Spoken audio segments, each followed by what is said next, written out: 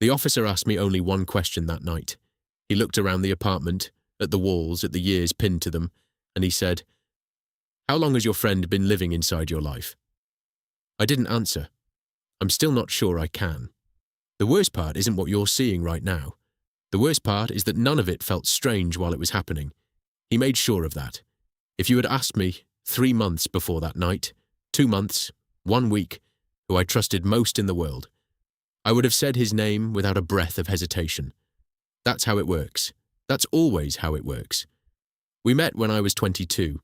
I was in the kind of period people describe, looking back, as a rough patch, though that phrase doesn't really hold the weight of it.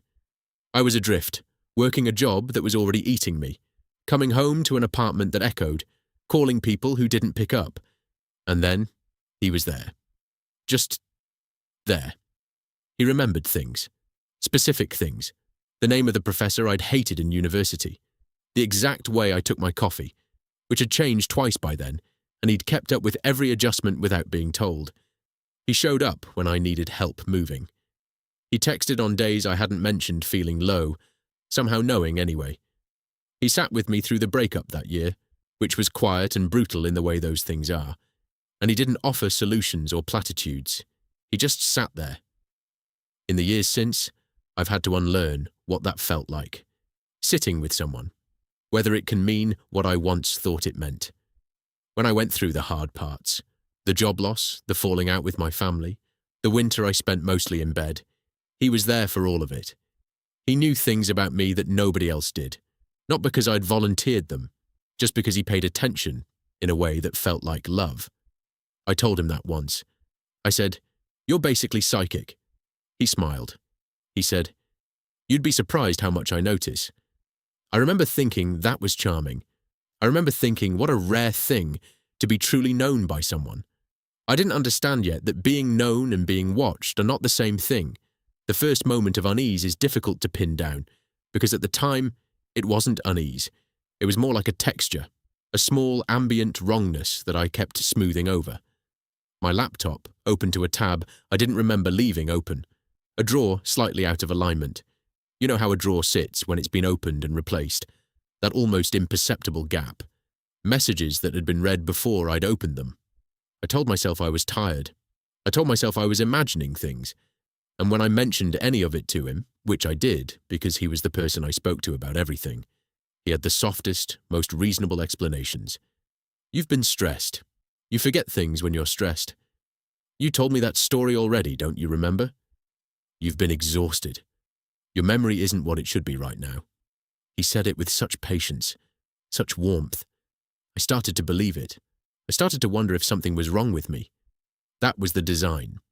There's a word for this, and I learned it only afterward, in the fluorescent-lit office of a therapist who chose her words carefully and watched my face as she spoke.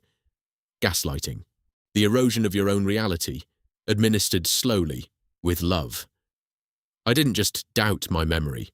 I doubled down on my need for him, because he was the stable one. He was the one who remembered. If my mind was failing, at least I had him. I noticed that my other friendships had quietly collapsed. My relationship, the one that had started to feel promising, ended suddenly over something I couldn't quite reconstruct. He told me what she'd said. About me. Things that didn't quite sound like her. I believed him. My colleagues drifted. There were misunderstandings I couldn't trace the origin of. Small social disasters. He was always there to help me process them. He was constructing my need for him out of the rubble of everything else. The night I found out, I want to be careful about how I tell this, because it doesn't feel like a discovery in the cinematic sense. It doesn't feel like triumph. It feels, and has always felt, like stepping off a staircase in the dark and expecting one more step that isn't there. I'd lost my phone. I used his laptop to locate it. He'd stepped out. 15 minutes, maybe less. The laptop was open. I navigated to the browser, and I saw a tab he hadn't closed. A folder structure. Named, dated, organized. Inside, photographs, not dozens, hundreds, years of them. Through windows, through partially open doors. In sunlight, in darkness. Me at a restaurant. Me walking to my car. Me asleep. Me asleep. In my apartment. Photographed from inside. Audio files. Compressed, named by date. Copies of messages I'd deleted. Personal journal entries I'd typed and removed. Conversations I'd had with other people, documented. And in a subfolder, recent, newly created. A folder with tomorrow's date on it. When he came back, I was sitting at his kitchen table. I hadn't moved. I didn't say anything dramatic. I didn't have the breath for it. I just looked at him. He looked back. And he didn't panic. That is the part that rewired something permanent in me. He didn't flinch. He didn't run through excuses. His face didn't collapse. He exhaled, slowly, like he'd been waiting, like a man setting down something very heavy that he'd been carrying for a very long time. And he looked almost relieved. He spoke first. He said, "I protected you." He said, "I knew when people were using you. I knew before you did." He said, "You needed someone who actually paid attention." And then, quietly, without defensiveness, without any apparent awareness of the grotesquerie of the statement, I was the only one who stayed. He had copied my key the second year. He told me the exact moment. I'd left it on a table in a coffee shop while I went to the bathroom, and he'd had 6 minutes. He had accessed my email through a password reset. He'd known my security answers because he'd been there for all the conversations that produced them. He had created the anonymous messages. He had told my partner things she'd never actually said. He had forwarded professional complaints that were never sent to me by anyone at all. The worst moments of my adult life were not misfortune. They were architecture. He had built a life for me, narrow, dependent, sealed, the way you might build a terrarium. Climate-controlled, escape-proof, and he had tended it carefully for 10 years. I asked him one question. I said, "Did any of it mean anything to you? Any of the actual friendship? Did it mean anything?" He said, "Everything." He said, "I never lied about loving you." And the incomprehensible thing, the thing I've spent months trying to metabolize, is that I think he was telling the truth. It wasn't romantic exactly. It was something older than that. Something without a clean name. Possession so total it had convinced itself it was devotion. The police arrived. He was calm with them too. Cooperative, almost. By the time they brought in someone to examine the apartment, the hard drives were gone. I don't know when he managed that. I didn't see him do it, but they were gone.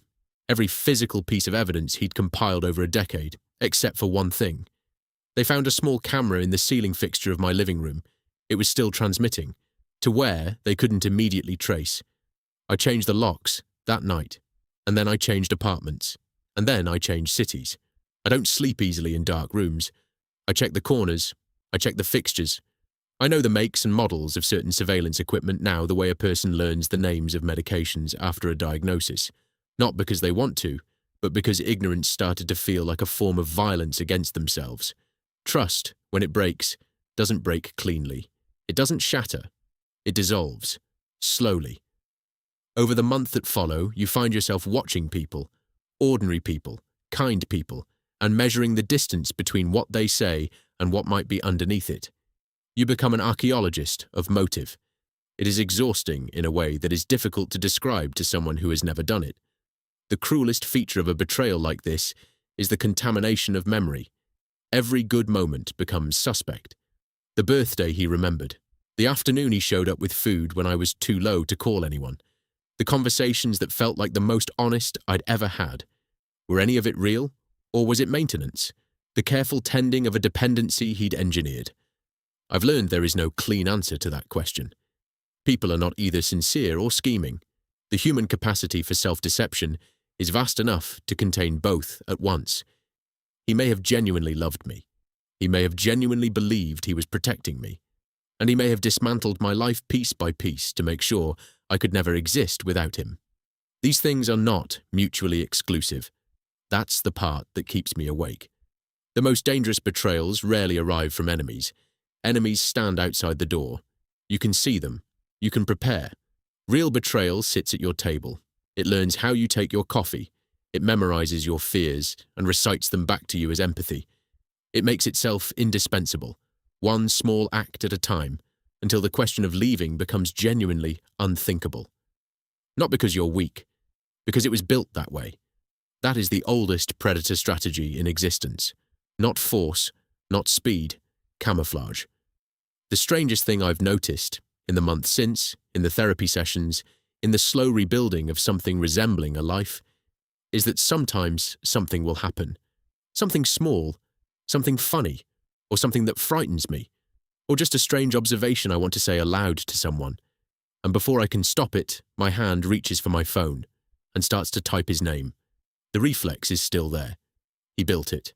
And that's the part, even now, even after everything, that frightens me most. Not that he watched, not that he stayed, but that even now, I reach for him. The cage is never the walls. It's the belief that outside them, you are alone.